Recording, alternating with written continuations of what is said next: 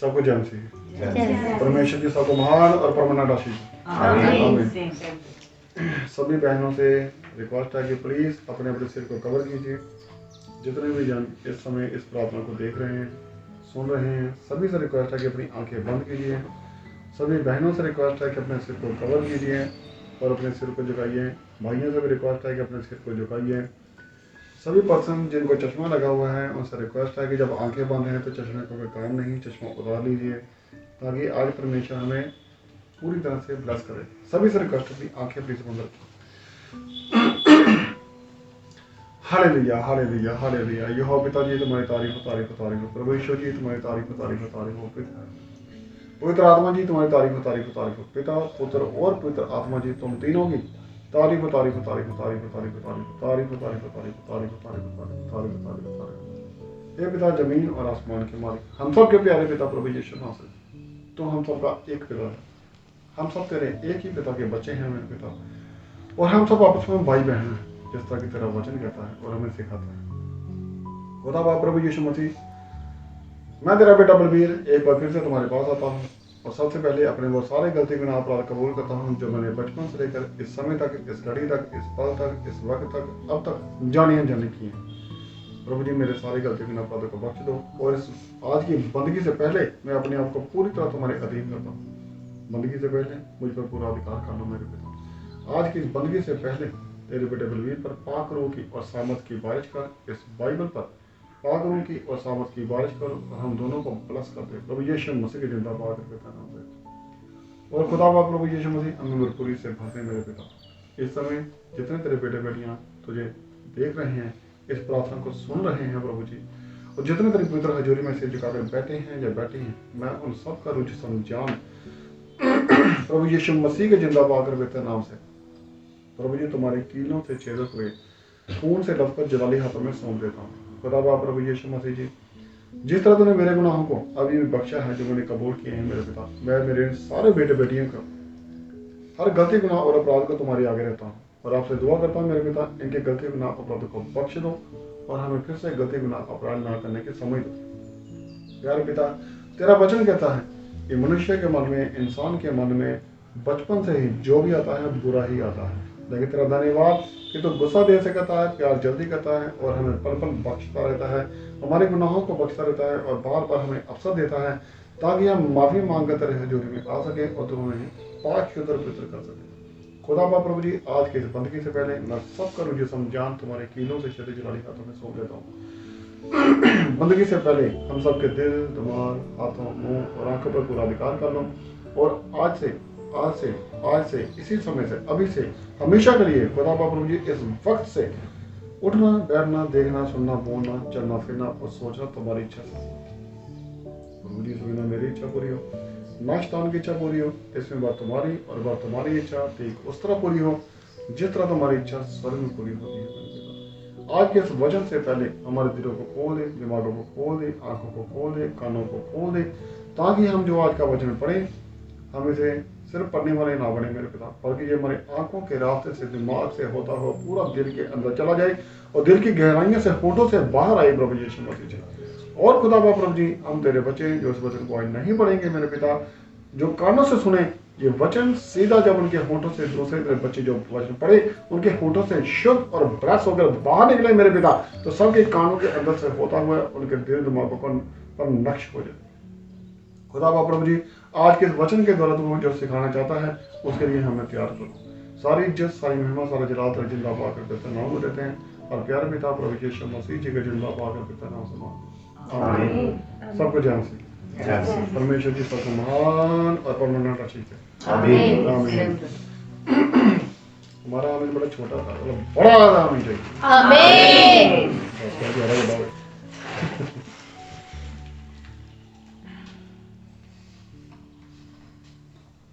परमेश्वर जी एक बार फिर से सबको महान आशीष है। आमीन।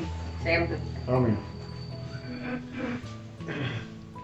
आज हम देखना चाहते हैं, देखेंगे जो परमेश्वर जी हमें सिखाने वाले हैं, जो मुझे परमेश्वर ने कल बताया लेकिन मैंने वचन में पढ़ा नहीं। आज भी मुझे सुबह परमेश्वर जी ने बताया लेकिन मैंने वचन में पढ़ा नहीं, क्योंकि मैं ज़्यादा बिजी था ऑफिस में तो दोपहर के बाद तक मुझे परमेश्वर जी ने बोला, बेटा आज ये वचन है जो हमें शेयर करना है। मैंने तभी वचन नहीं पढ़ा क्योंकि मैं तभी बहुत ज़्यादा बिजी था। हार कर छुट्टी होने से, ऑफिस से निकलने से लगभग 1 घंटा पहले मैंने 10 मिनट के लिए बाइबल को खोला, उसे पढ़ा मोबाइल में, और थोड़ा सा वचन जैसा मुझे परमेश्वर ने बताया था उसको रीड किया और परमेश्वर से दुआ की कि प्रभु जी आज हमें आशीष है। आज हमें परमेश्वर जी ये सिखाने वाले हैं कि प्रार्थना कैसे की जाती है। बहुत सारे मौके हैं जब परमेश्वर के बच्चों ने परमेश्वर से बोला कि हमें प्रार्थना करने सिखाइए। एक बार हमने इस पर पहले प्रचार भी किया था, लेकिन वो प्रार्थना नहीं थी, वो दृष्टांत था। लेकिन प्रार्थना कैसे की जाती है? कुछ समय पहले मैं सोच रहा था कि हमें प्रार्थना करनी आनी चाहिए।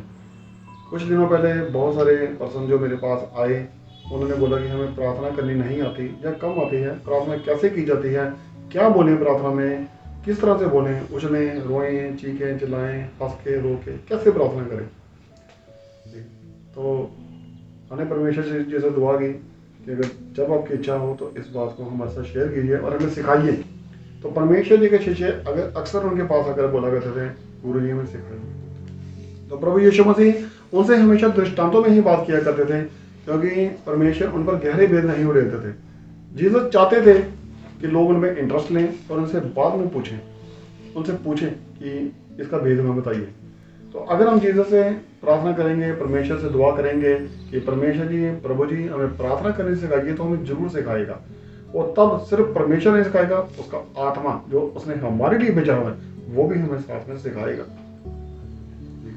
तो आज जब इस बंदगी से शुरू इस प्रचार से पहले, इस बंदगी से पहले जब मैं शुरू में आया तो मैं देखा कि कुछ 3-4 बहनें, 1-2 भाई मिलकर प्रार्थना कर रहे हैं। तो मुझे लगा कि शायद आज इस टॉपिक पर प्रचार नहीं करना चाहिए, इन्हें प्रार्थना अच्छी तरह से करनी आती है। फिर मैंने सोचा नहीं, परमेश्वर जी ने इसी बात का भी मुझ पर दिया है, तो बहुत सारे जन आज ऐसे होंगे जिन्हें प्रार्थना नहीं करनी आती है, वो देख रहे होंगे। तो आज सभी से रिक्वेस्ट है कि जिन्हें प्रार्थना नहीं करनी आती है या करनी आती है मतलब और स्ट्रोंग होना चाहते हैं, तो आज का वचन उन सब के लिए महान आशीष देने वाला है। आमीन। आमीन। चलो चलते हैं वचन पे और देखते हैं कि प्रार्थना कैसे की जाती है। मैंने अक्सर टीवी में और बहुत सारी चर्चेज में जब प्रार्थना चल रही होती है, लाइव टेलीकास्ट हो रहा था, तो प्रार्थना के दौरान जो आगे कलीसिया खड़ी होती है या नीचे परमेश्वर के बच्चे खड़े होते हैं जो प्रार्थना कर रहे होते हैं, उनमें बहुत सारे लोगों को मैंने जोर जोर से उछलते हुए देखा है, जोर जोर से तालियां बजाते देखा है, जोर जोर से चिल्लाते देखा है। बहुत सारे लोगों को मैंने हो हल्ला करते देखा है। लेकिन क्या ये तरीका सही है या ये तरीका सही नहीं है? मैं ये नहीं कहता कि मत रो, मैं ये नहीं कहता मत उछलो, मैं ये नहीं कहता कि आप शांति से प्रार्थना करो, लेकिन क्या इस तरीके से जिस रीति से हम प्रार्थना कर रहे हैं, क्या हमारी प्रेयर का हमें आंसर मिल रहा है? अगर नहीं मिल रहा है तो हमें कमी है। तो आज हमें परमेश्वर जी सिखाएंगे कि प्रार्थना की कैसे जाती है। इसके लिए हम चलते हैं। मुझे याद है वो वक्त इब्रानियों 5 में भी लिखा हुआ है, हम इब्रानियों में जाएंगे नहीं, इब्रानियों में लिखा हुआ है कि जब जीसस को क्रॉस पे चढ़ाया गया तो उन्होंने बड़े व्याकुल होकर प्रार्थना की थी, तो उसकी प्रार्थना स्वर्ग में सुनी गई। तो ये जो लिंक है इब्रानियों 5:7 का, ये हमें इशारा करता है उस बात की तरफ जब जीसस को क्रॉस पे चढ़ाया गया आखिरी समय में, ठीक है। तो क्रॉस पे चढ़ाए जाने से पहले जब जीसस ने प्रार्थना की, ये हमें उस जगह पे लेके जाता है। इसलिए हम चलते हैं लूका का चैप्टर 22 और वर्स 42 पे।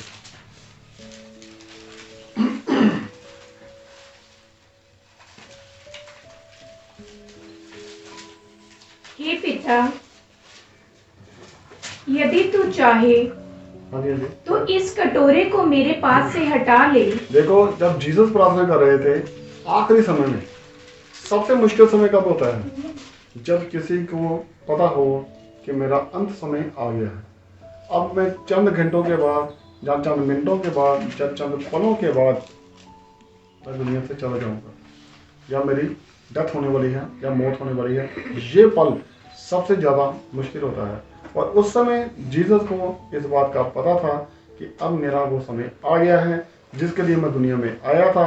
अब कुछ ही वक्त पहले थोड़ा रह गया है, अंधेरा हो चुका है, थोड़ा वक्त रह चुका है जब मुझे पकड़ा जाएगा और मारा जाएगा।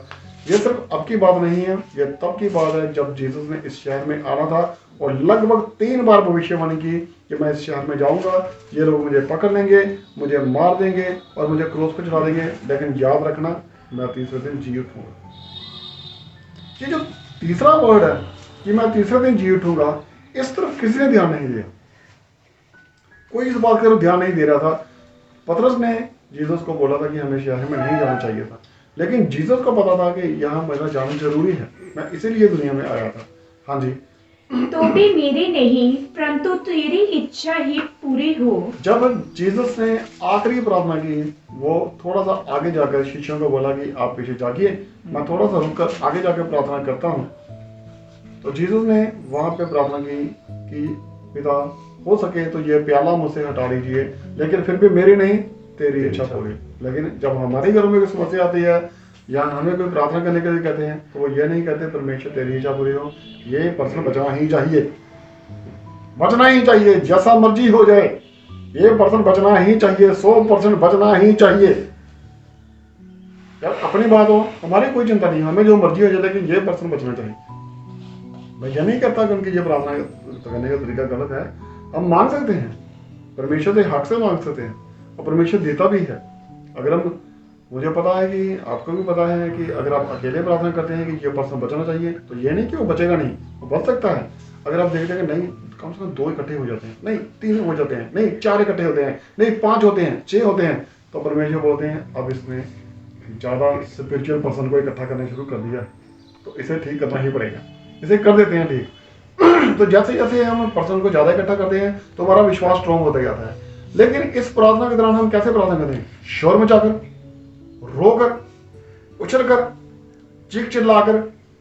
इस समय में आज जब जीसस को पता है कि मुझे क्रूस पे चढ़ाया जाना है और जीसस परमेश्वर से दुआ कर रहे हैं, हो सके तो यह प्याला मुझसे हटा लीजिए, फिर भी मेरी नहीं तेरी इच्छा पूरी हो। हाँ जी। तब स्वर्ग से एक दूत उसको दिखाई दिया। 1 मिनट के लिए ये पिछली वर्ष 22 से दोबारा पढ़िए इसको, वहां यहाँ तो स्लो मोशन में चलेंगे हम। हाँ जी। हे पिता यदि तू चाहे, यदि तू चाहे, मेरे पिता यदि तू चाहे, स्टार्टिंग कहां से की है? हे पिता यदि तू चाहे। हाँ जी। तो इस कटोरे को मेरे पास से हटा ले। ये कटोरा जो आज मैं पीने वाला हूँ, ये प्याला जो मुझे आज पीना है, हो सके इफ पॉसिबल, अगर संभव हो तो इसे हटाओ। तो परमेश्वर के लिए क्या कोई काम असंभव है? नहीं, परमेश्वर के लिए कोई काम असंभव नहीं है। लेकिन उसी के साथ जीसस ने एक वर्ड और ऐड कर दिया। हाँ जी।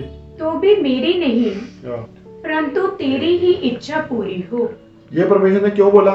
क्योंकि उन्हें पता है कि इस समय मैं ये जो बात कर रहा हूँ, ये जो बात है ये दुनियावी है, ये रूहानी नहीं है। मैं दुनिया में क्यों आया? लोगों को आशीष देने के लिए, लोगों को बचाने के लिए। लेकिन इस समय मैं ये जो बात कर रहा हूँ ये दुनियावी है।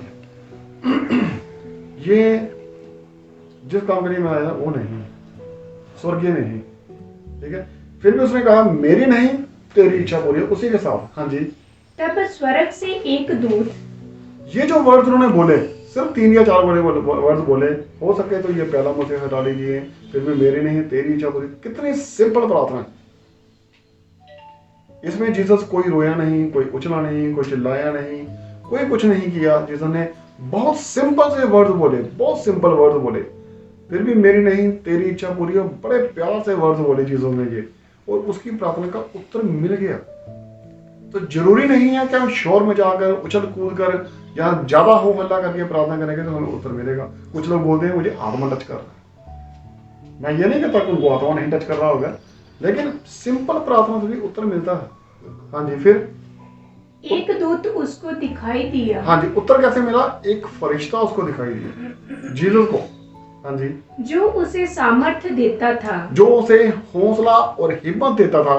हाँ जी। वह अत्यंत संकट में व्याकुल होकर हाँ और भी हार्दिक वेदना से प्रार्थना करने लगा। देखो, उसने जीसस को हौसला दिया, कोई बात नहीं, आप इसीलिए दुनिया में आए हैं, आप तीसरे दिन पता है आपको जी उठेंगे। वो हिम्मत दे रहा है जीसस को। ये सब बातें लिखी नहीं है, लेकिन वो सामर्थ दे रहा था, हौसला दे रहा था, उसको बढ़ावा दे रहा था। आप चिंता मत कीजिए, आप परमेश्वर के पुत्र हैं, आप इसीलिए दुनिया में आए हैं, आप तीसरे दिन मुर्दों में से जी उठेंगे। लेकिन शरीर की तकलीफ के कारण वो और भी ज्यादा व्याकुल हो गए, और जीसस इतने डरे हुए थे कि उसके माथे का पसीना खून की बूंदों की तरह गाढ़ा होकर जमीन पर गिर रहा था। इसे कहते हैं डर। लेकिन इस डर के बीच में भी जीसस रोए नहीं। ना जीसस उछले, ना जीसस कूदे, ना उन्होंने शोर मचाया। हाँ जी। और उसका पसीना मानो लहू की बड़ी बड़ी बूंदों के समान हाँ जी। भूमि पर गिर रहा था। हाँ जी। तब वह प्रार्थना से उठा। हाँ जी। देखो तब क्या हुआ, उसका लहू बड़ी बड़ी, उसका पसीना लहू की बड़ी बड़ी बूंदों की तरह जमीन पर गिर रहा था। तब जीसस ने बोला, मैंने जो प्रार्थना करनी थी वो कर ली है, और मुझे उत्तर भी मिल चुका है। तो आज हम देखते हैं कि प्रार्थना की कैसे जाती है। कई बार हम प्रार्थना में बहुत इमोशनल हो जाते हैं, भावुक हो जाते हैं। मैं ये नहीं कहता कि भावुकता ठीक नहीं है या इमोशनल होना ठीक नहीं है, लेकिन ज़्यादा भावुकता या ज़्यादा इमोशंस जरूरी नहीं कि ये परमेश्वर की ओर से हो, ये शैतान की तरफ से भी हो सकता है।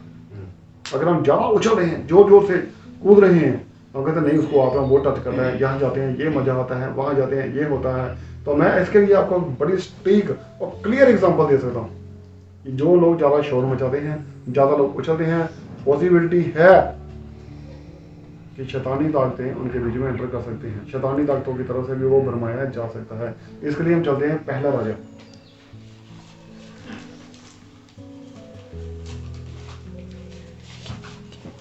इसके 18 नंबर दिया है।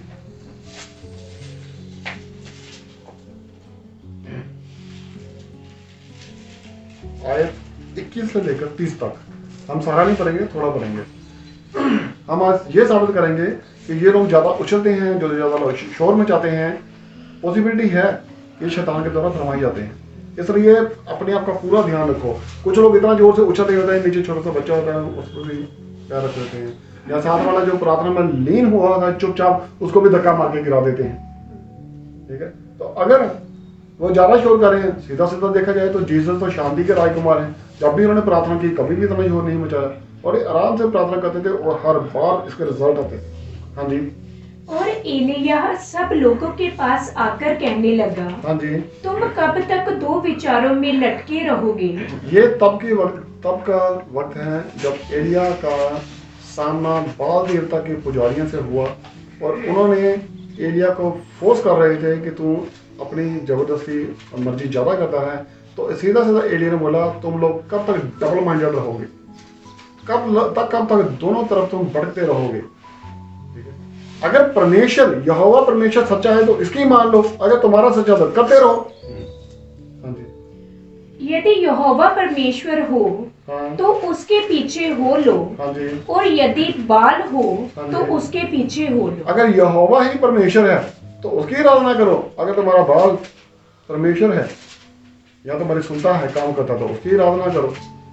तो कहते कैसे पता चलेगा? कहते ठीक है, वैसे भी मैं परमेश्वर का अकेला बच्चा हूँ, तुम लोग तो 450 लोग हो, तो ऐसा कहते हैं, कर लेते हैं थोड़ा सा कंपटीशन। कंपटीशन तो हमेशा रहा है, हमेशा ही होता है, आज भी है। बहुत सारी चर्चें आपस में कंपटीशन करती रहती हैं, उसकी चर्च में पब्लिक ज़्यादा है, मेरे ज़्यादा होनी चाहिए। ठीक है, हम क्यों ना उससे थोड़ा बेटर प्रोग्राम अब की बात करें। हाँ जी। लोगों ने उसके उत्तर में एक भी बात ना कही। कोई कुछ नहीं बोला। उन्हें ज़्यादातर पता था कि एलिय्याह जो करता है इसके तो रिजल्ट आते हैं, लेकिन हमारे तो किसी बात का रिजल्ट ही नहीं आता। हाँ जी। तब एलिय्याह ने लोगों से कहा, हाँ जी। यहोवा के नबियों में से हाँ। केवल मैं ही रह गया हूँ। देखो, एक होता है विश्वासी, एक होता है नबी, वो फर्क है। एक होता है भीड़, एक होता है चेले। ठीक है, भीड़ भी विश्वासी है, चेले भी विश्वासी हैं। चेले थोड़ा ज्यादा विश्वास करते हैं। ठीक है, नबी अलग है, विश्वासी अलग है। तो ये बात कर रहा है नबियों की। नबियों में जो नबूवत करते हैं, भविष्यवाणी करते हैं, परमेश्वर का नाम लेकर बड़े बड़े काम करने के सामर्थ रहता है। शायद इसमें थोड़ी ईगो थी कि मैं अकेला हूं, जो नबी बच गया हूँ। तो ऐसा तो हो नहीं सकता कि दुनिया में परमेश्वर के और नबी ना हो। आज भी बहुत सारे अपने को भविष्यवक्ता बोल देते हैं कि मैं ही अकेला हूँ, मेरे मेरे द्वारा ये होता है, मैं ये करता हूँ, वो करता हूँ। तो ये नहीं कि परमेश्वर दूसरों के द्वारा काम नहीं करता, परमेश्वर करता है, लेकिन यहाँ पे एरिया थोड़ा ईगो दिखा रहा है कि मैं अकेला बचा हूँ परमेश्वर के नबियों में से।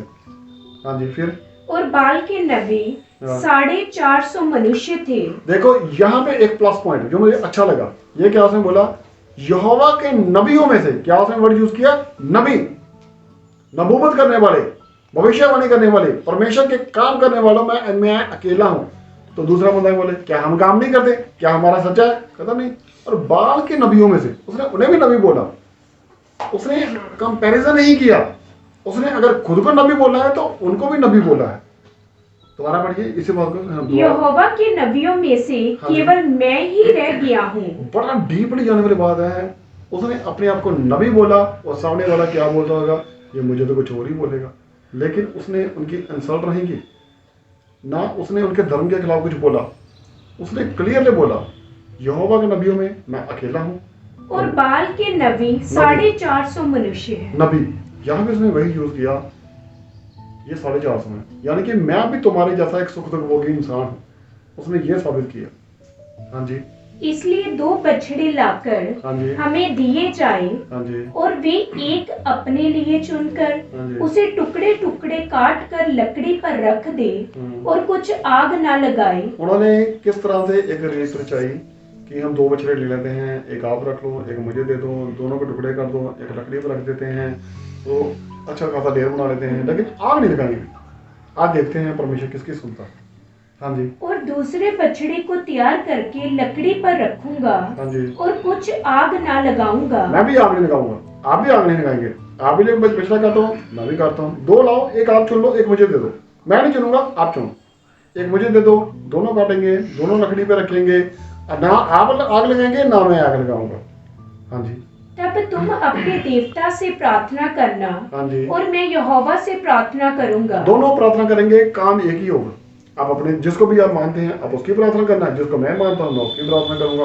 और बात यह है कि उसने किसी का नाम नहीं लिया, उसने बोला आप अपने देवता की प्रार्थना करना, जिसको भी आप याद करते हैं। और मैं तो यहोवा की प्रार्थना करता हूँ, मैं तो यहोवा की महिमा करता हूँ। ये जो वर्ड बार बार हम मुंह से निकालते हैं, यहोवा, जीसस, परमेश्वर, जितनी बार हमारे मुंह से निकलता है ये हमारे होठों को शुद्ध करता जाता है और हमें और ब्लेस करता जाता है।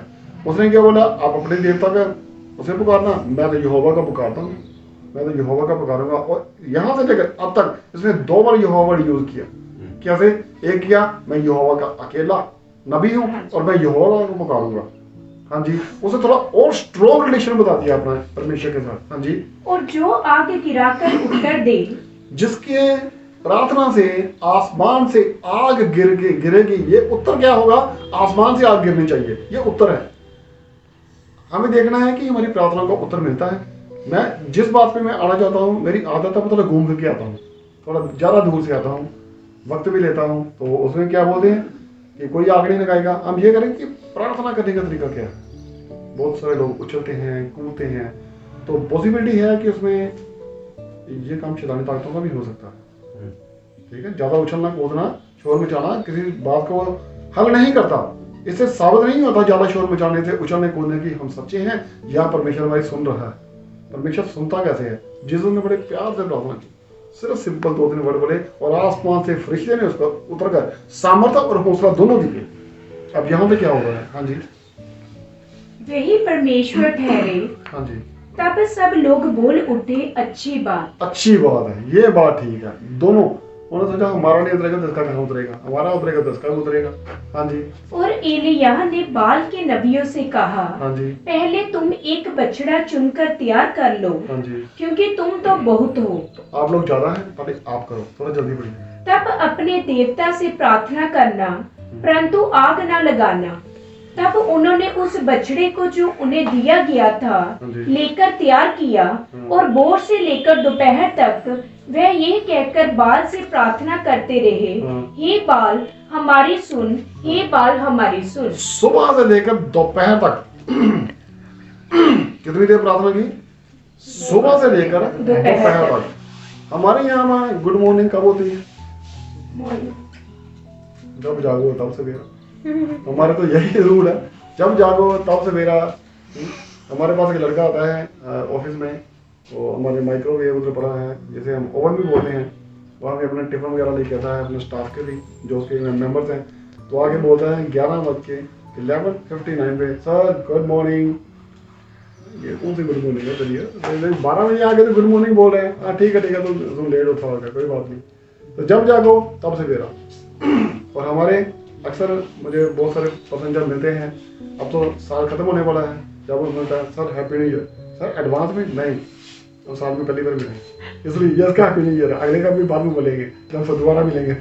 तो जब जागो तब सवेरा, जब मिलो तब गुड मॉर्निंग, तब गुड आफ्टरनून, तब गुड इवनिंग, तब गुड नाइट, जब चलता है ना।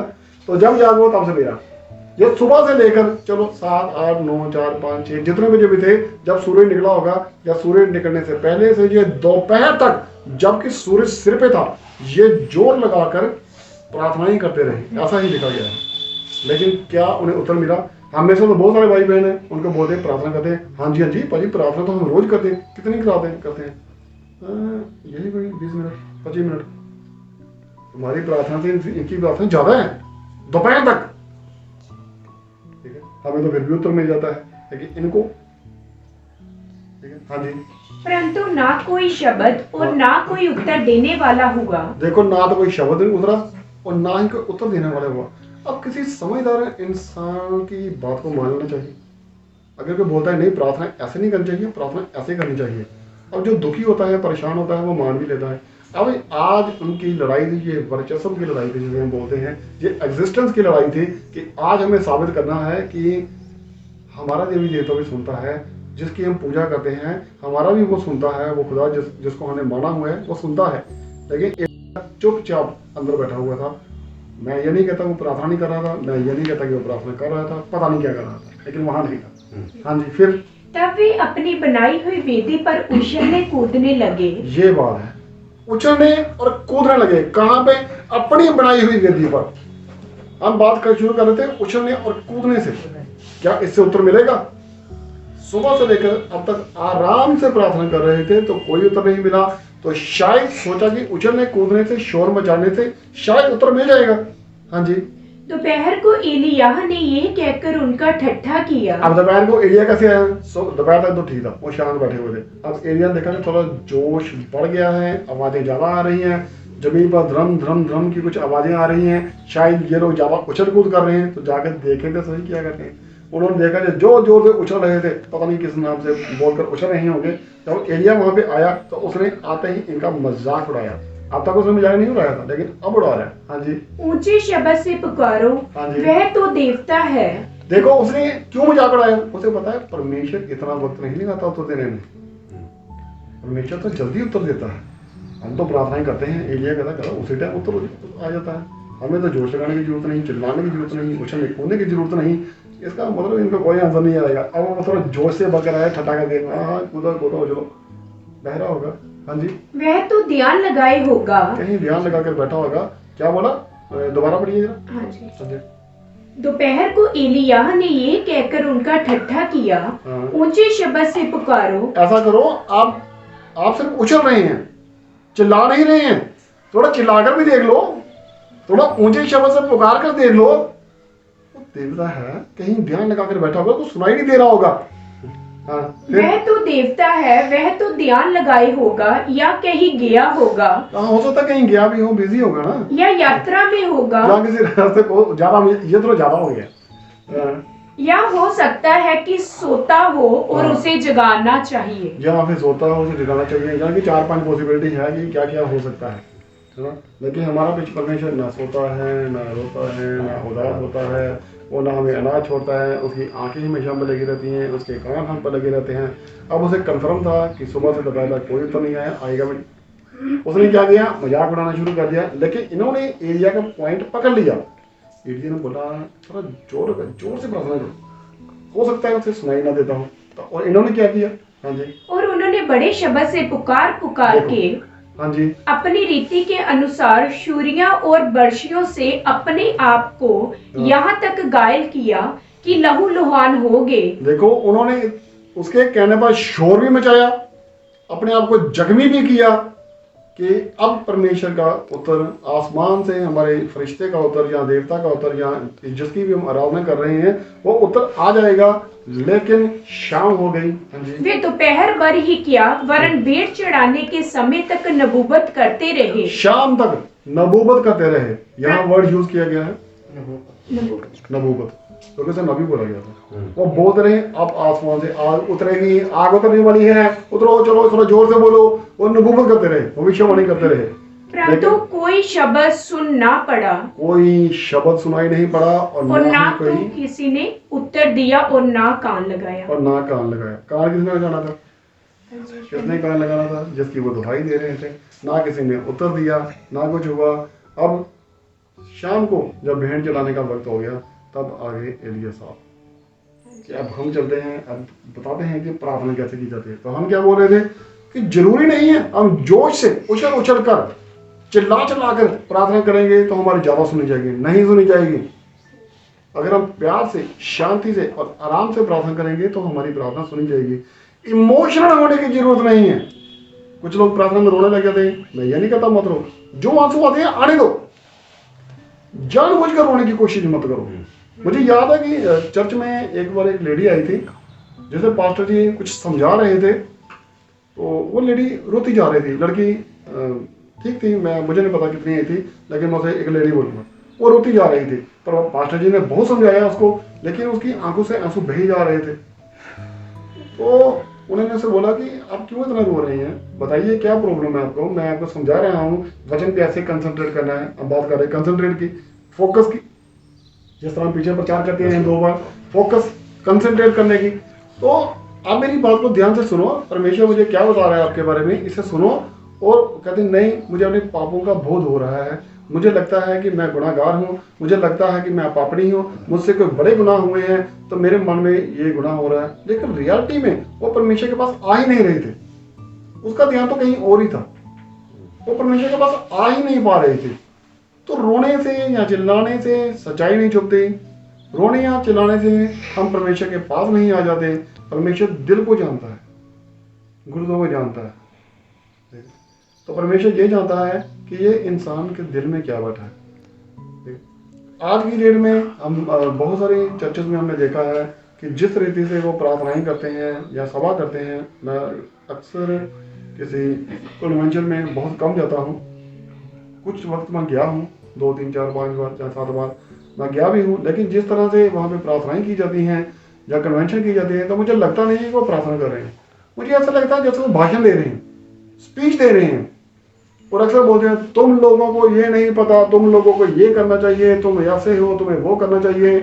आज मुझे परमेश्वर बताता कि ये जन इसके साथ ऐसा होगा। यार तू स्टेज पे खड़ा है, तू माफी देने के लिए खड़ा है, शराब देने के लिए खड़ा है। बहुत सारे लोग बोलते हैं वो एक लड़ी थी, उसके साथ ऐसा हो गया, उसके साथ ये हो गया। मुझे लगता है जैसे वो सबको डरा रहा है। अगर वो यही बात वहां पे की जाए, आज जितने जन परमेश्वर के सामने खड़े हैं सब अपने गुनाहों की माफी मांगिए, परमेश्वर के पास आइए। आज परमेश्वर हम सबके गुनाहों को बख्शने वाला है और परमेश्वर अपने गले से लगाने वाला है। तो मेरे ख्याल से 100% लोग दिल जरूर लगाएंगे, अपना मन जरूर लगाएंगे। तो इसकी भी मैं आपको एग्जाम्पल देता हूँ। जिस तरह अभी हमने देखा कि ज्यादा उछलने से, ज्यादा कूदने से सच्चाई नहीं बदल सकती। ये नहीं कि हम परमेश्वर के पास आ जाएंगे, ठीक है। तो जिस तरह से हम बात कर रहे हैं कि चर्चेज में या बहुत सारी सभा में मैंने देखा कि जिस तरह से वो प्रार्थना करते हैं, मुझे प्रार्थना में से बोलता ही नहीं हूँ, वो तो भाषण देते हैं कि आज इसका भाषण होगा, आज वो भाषण देगा।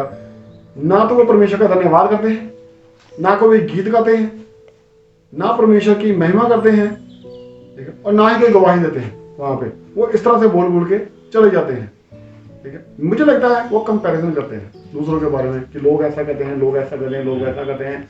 मुझे लगता है कि अपने आप को धर्मी मानते हैं, दूसरे को पापी बताने की कोशिश करते हैं। मत्ती देखते हैं, मुझे एक चैप्टर याद आ रहा है मत्ती में।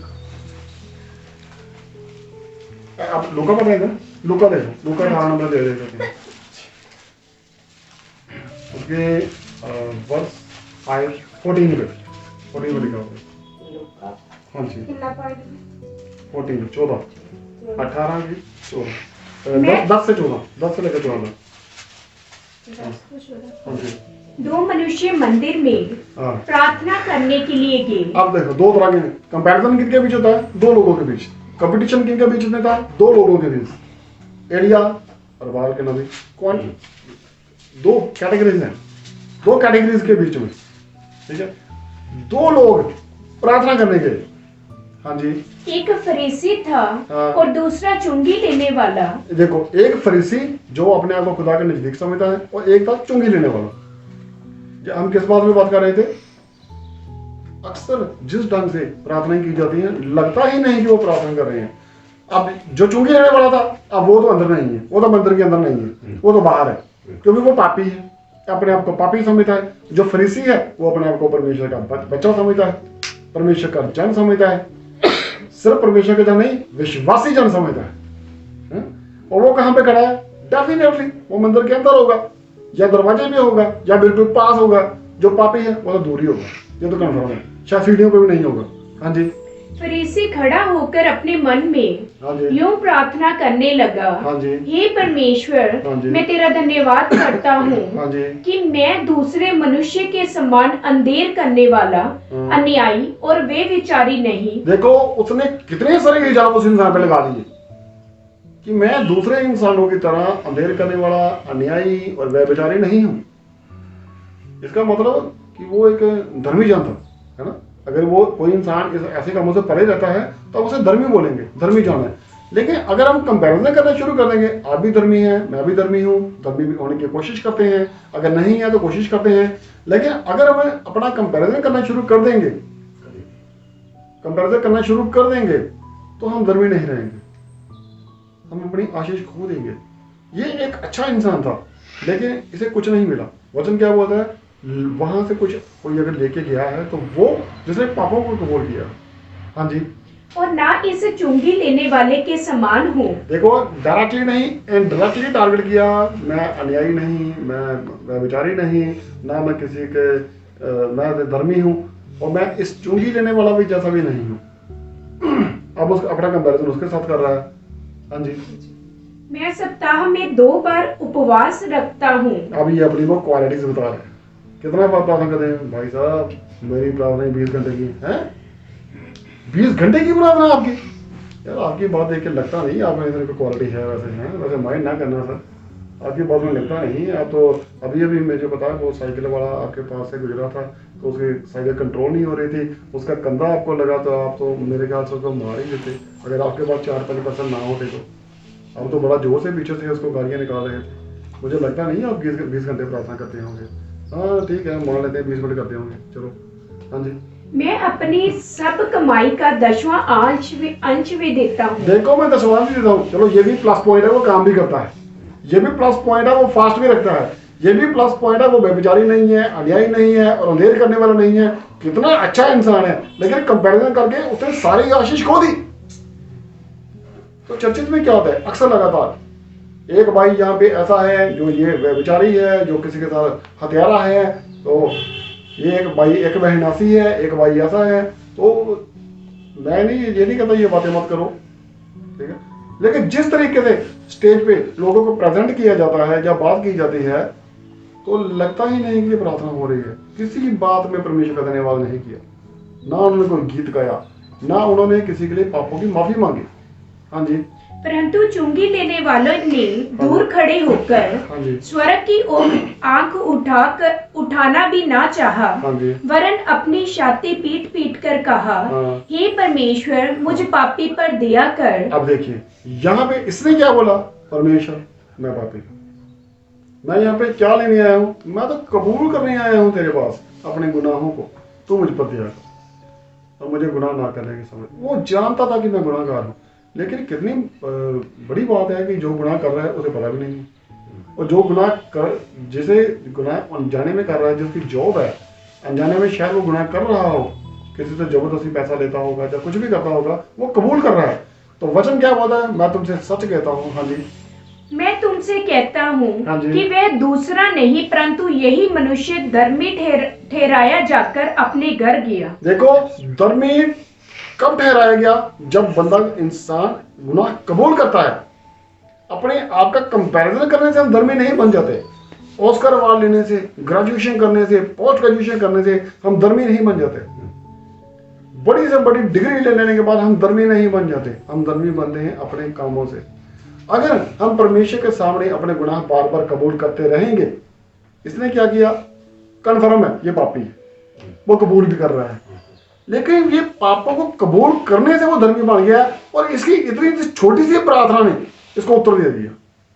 बाइबल में इसका जिक्र किया जाता है, ये चुंगी लेने वाले का, लेकिन उसका जिक्र नहीं किया जाता। उसे बुरा समझा जाता है जिस पर प्रभु ने खाई, ये मूसा की गद्दी पे बैठे हैं। ठीक है, तो अभी हम क्या सीखते हैं, प्रार्थना कैसे की जानी चाहिए, सिंपल एंड सोबर। ठीक है, बिल्कुल क्लियर, साफ साफ शब्दों में प्रार्थना की जानी चाहिए। चाहे इमोशन के साथ कीजिए, चाहे विदाउट इमोशन कीजिए, चाहे आंसू बहा के कीजिए और चाहे बिना आंसू के कीजिए। रोने की कोशिश मत करो, आंसू आते हैं तो आने दो। ठीक है, ज्यादा शोर मचाकर प्रार्थना करने का कोई फायदा नहीं है और चुपचाप बैठकर प्रार्थना करेंगे परमेश्वर तो भी सुनेगा। ज्यादा बड़ी प्रार्थना करने की जरूरत नहीं है, ज्यादा छोटी प्रार्थना करने के लिए मैं नहीं बोलता। मैं ये नहीं बोलता कि बड़ी प्रार्थना मत करो, जैसा दिल कहता है वैसी प्रार्थना आप कीजिए, लेकिन हमें यह देखना है कि क्या हमारी प्रार्थना का उत्तर हमें मिल रहा है। हमने शुरू कहां से किया था, कहां से शुरू किया था कि उछल उछल के जो प्रार्थना करते हैं, है ना, अब उन्हें तो उत्तर नहीं मिला। जो सुबह से लेकर दोपहर तक, दोपहर से लेकर शाम को भेंट चढ़ाने के वक्त तक शोर मचाते रहे, उछलते रहे, जख्मी करते रहे अपने आप को, उन्हें उत्तर नहीं मिला। अब एलिया के बारे में थोड़ा देख लेते हैं, वहीं पे चलते हैं दोबारा। पहला राजा हम देख रहे थे, जब तो बोल के नहीं बताऊं, 18 नंबर दिया था ना, उसके 36 देख रहे थे, 36 से।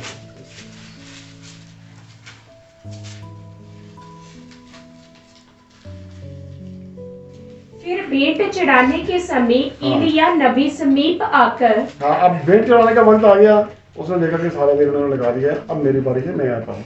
हम ये देख रहे हैं कि प्रार्थना कैसे की जाती है। उन्होंने कैसे प्रार्थना की, उछल उछल कर, कूद कूद कर, कोई उत्तर नहीं मिला। दूसरा प्रार्थना करने का तरीका क्या था, हम कंपैरिजन करना शुरू कर देते हैं।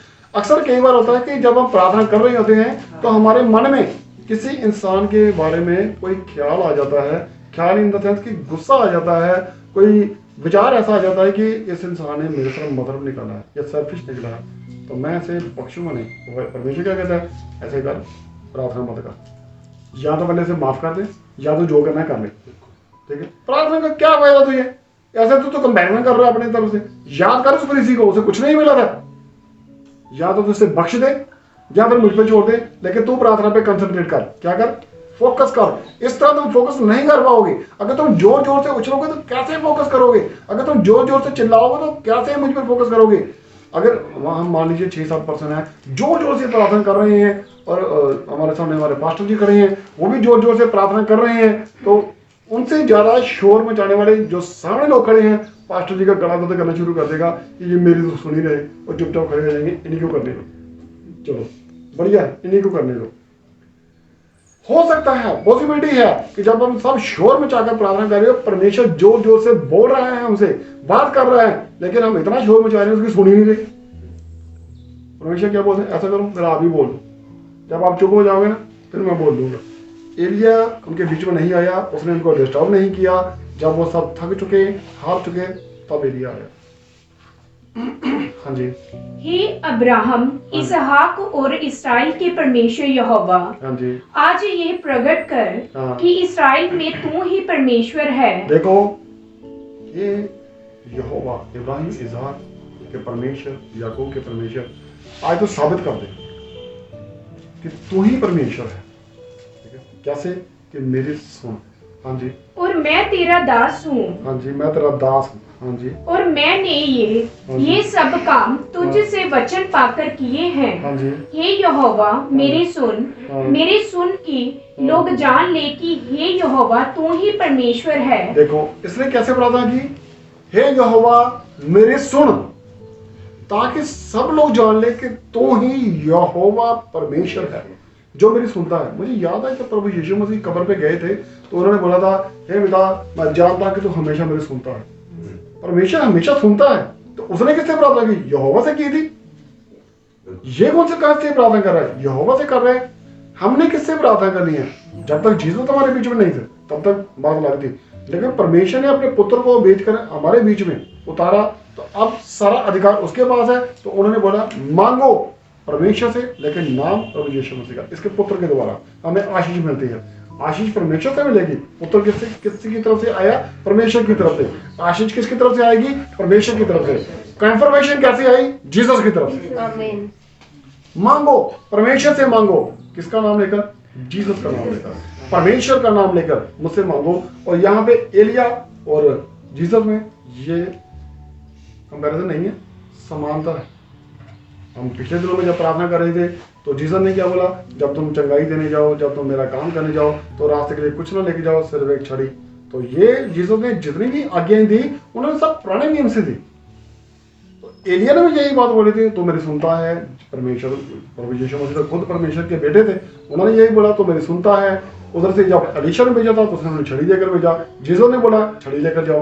तो जीसस उनसे अलग नहीं थे, वही करते थे। हाँ जी, हे यहोवा, तू ही परमेश्वर है हाँ जी। और तू ही उनका हाँ जी। मन लौटा लेता है। हाँ जी। तब यहोवा की आग आकाश से प्रकट हुई। कितनी सिंपल प्रार्थना है। क्या यहाँ पे ये रोया या उछला या इसने घंटों प्रार्थना की है या इसने अपने आप को जख्मी किया हो? इस प्रार्थना के दौरान उसने किसी के साथ अपना कंपैरिजन नहीं किया। इस प्रार्थना के दौरान उसने कोई चमत्कार करने की कोशिश नहीं की। उसने सिंपल प्रार्थना की, आज तो साबित कर दे कि तू ही परमेश्वर है।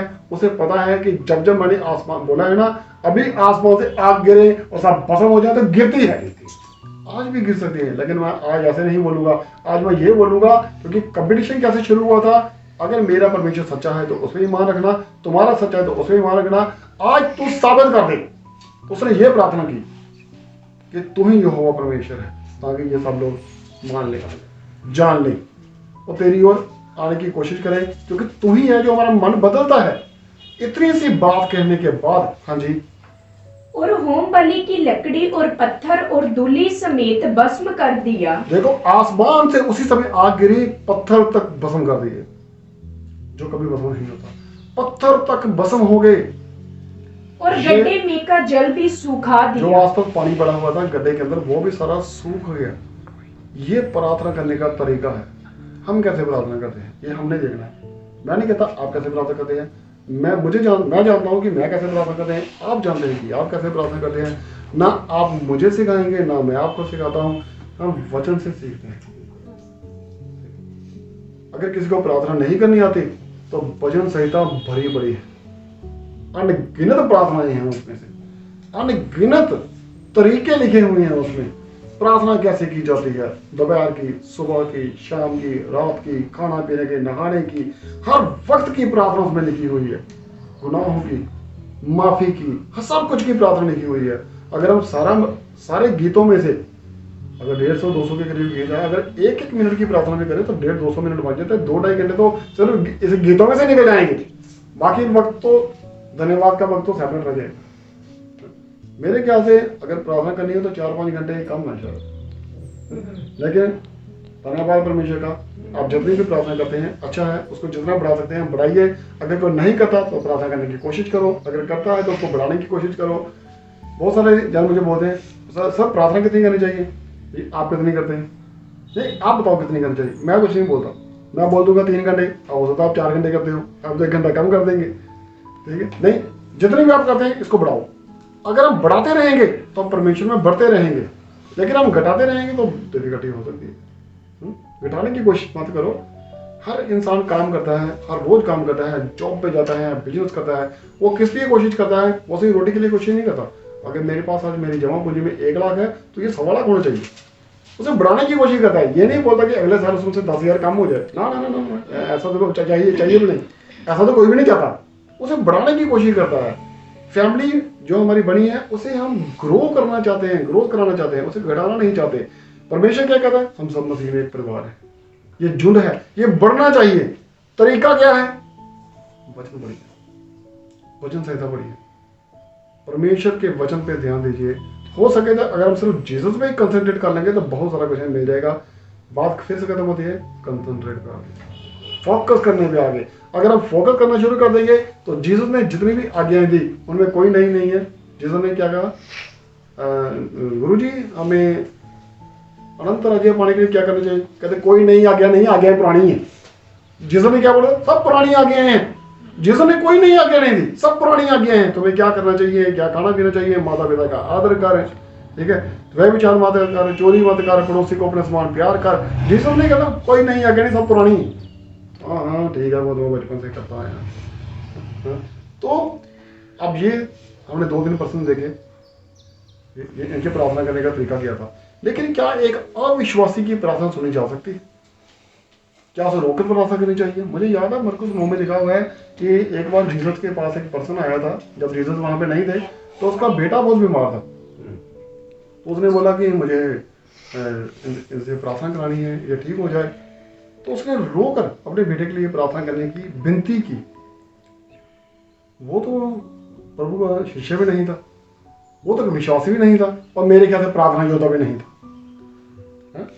ठीक है, वो प्रार्थना योद्धा भी नहीं था, लेकिन फिर भी उसकी प्रार्थना सुनी गई और उसके विश्वास के कारण उसका बेटा ठीक हो गया।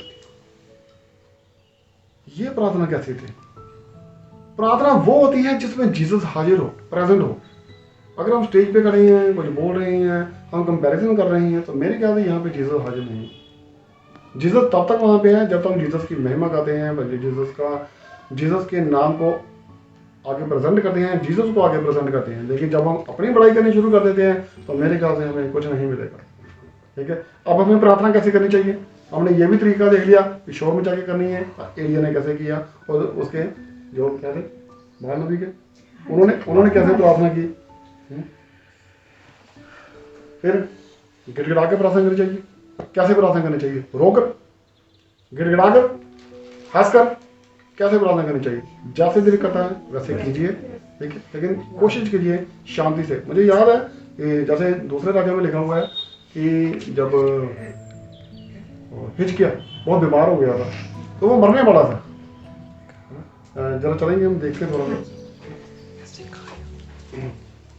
दूसरा राजा आई थिंक उसके अध्याय 28 में होगा, 20 नंबर अध्याय में होगा उसके। दूसरा राजा 20 नंबर अध्याय की वर्ष 3 पे लिखा होगा।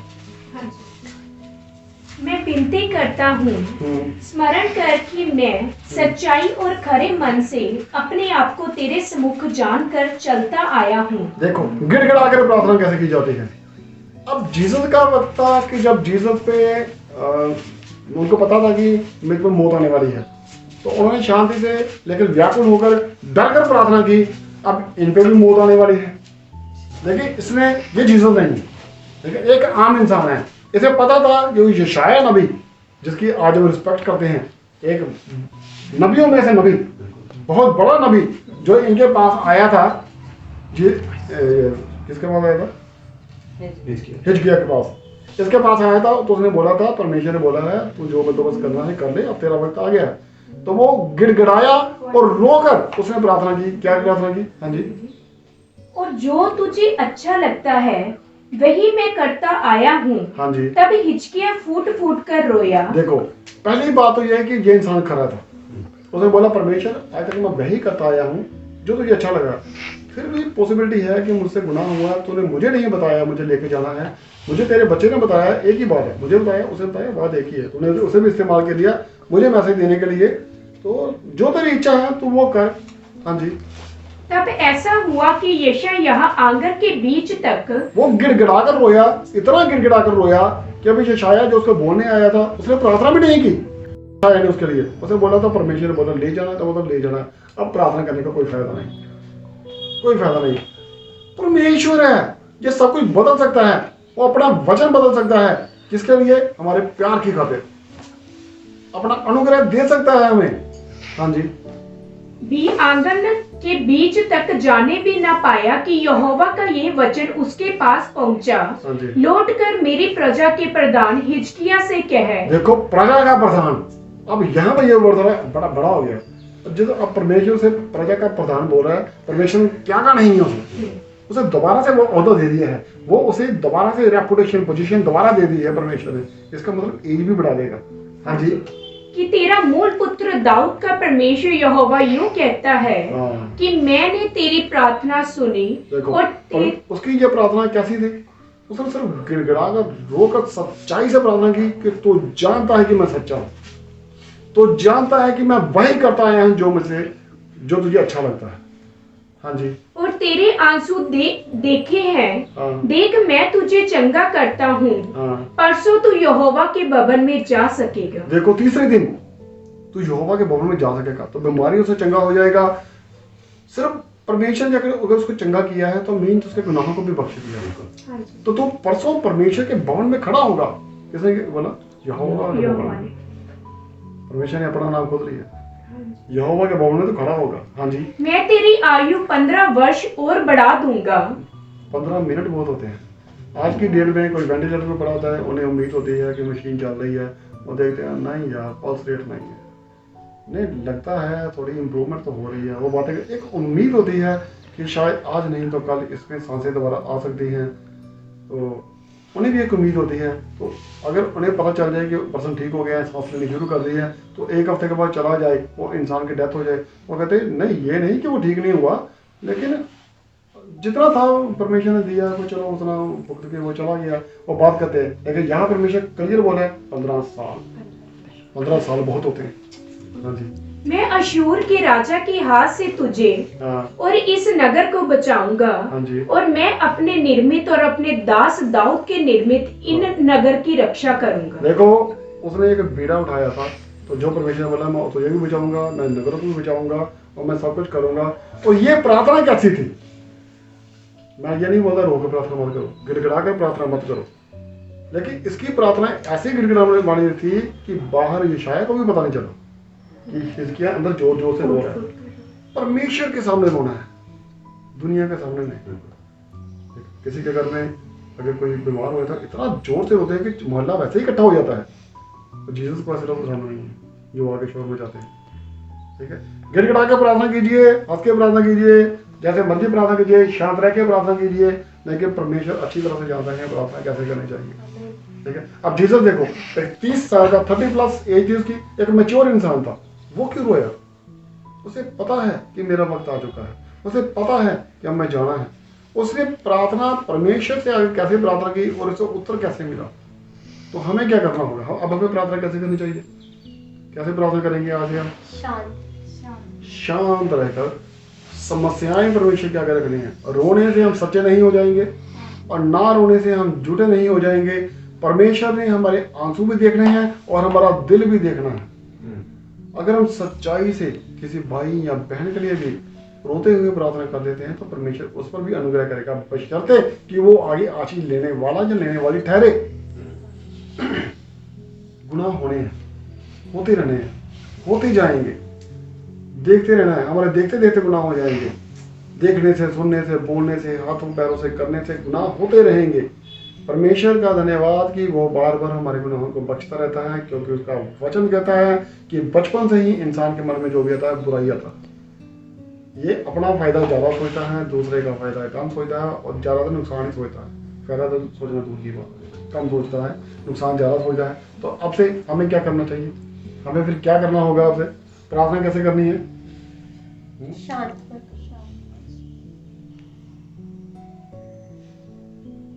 शांत रहना, क्योंकि परमेश्वर ने हमारे गुनाहों को ऑलरेडी धो दिया है। अब हम पर अनुग्रह के बहुत नजदीक हैं, बहुत करीब हैं। अब हमें ज्यादा रो कर प्रार्थना नहीं करनी चाहिए। अगर हमें रोना आता है किस लिए? कि परमेश्वर का धन्यवाद कि मैं कहाँ था, मैं कहाँ आ गया, मैं कहाँ थी, मैं कहाँ आ गई। परमेश्वर का धन्यवाद। आने वाले दिनों में जब हम दूसरी प्लस पॉइंट जो हमें करना है, बार बार परमेश्वर का नाम अपने होठों से लेना है। वचन क्या कहता है? नीति वचन में लिखा हुआ है कि अगर तू परमेश्वर का वचन तेरे मुख से ना उतरे तो तेरा भला होगा। परमेश्वर का वचन बार बार दोहराते रहने से, बार बार परमेश्वर का नाम मुंह पे आते रहने से हमारे होंठ ब्लैक्स हो जाएंगे, हमारी जीभ ब्लैक्स हो जाएगी। और जब हम जोर से यही आंखें बंद करके प्रार्थना करेंगे इन होठों के द्वारा, तो परमेश्वर हमें छुएगा, हम ब्लैस करेगा, हम पूरे ब्लैस हो जाएंगे, हम सदा के लिए ब्लैस हो जाएंगे। और इसके लिए हमें जोश लगाने की जरूरत नहीं है, हमें बाहर जाने की जरूरत नहीं है, अंदर जाने की जरूरत है। आंखें बंद करो, अंदर चले जाओ, वो बोलो जीसस क्या बोला, जब प्रार्थना करनी है तो ये सोच के प्रार्थना नहीं करनी कि शोर में जाएंगे, ये सोचना है जीसस क्या बोले उसे सुनना है। हमने शोर नहीं मचाना है, उन्हें सुनना है, बोलने वाले नहीं सुनने वाले बनना है। परमेश्वर जी हमें महान आशीष दे। आमीन। चलो प्लीज सभी अपने अपनी आंखें बंद कीजिए और एक बार फिर से चलते हैं परमेश्वर की पवित्र हाजुरी में। मुझे लगता है कि ज़्यादातर भाई बहन थक गए हैं, तो हमारे बीच में हमारे बैठे हुए पास्टर जी भी थक गए हैं। चलिए परमेश्वर की पवित्र हाजुरी में चलते हैं। एक बार फिर से परमेश्वर का धन्यवाद करते हैं। हे पिता जमीन और आसमान के मालिक, मेरे प्यारे पिता प्रभु यीशु नासरी, हम सब तरह मिलकर धन्यवाद करते हैं आज के पवित्र वचन के लिए मेरे पिता, इस समर्थी वचन के लिए मेरे पिता, जो तूने हमें दिया मेरे पिता, जो तूने हमें सिखाया है मेरे पिता।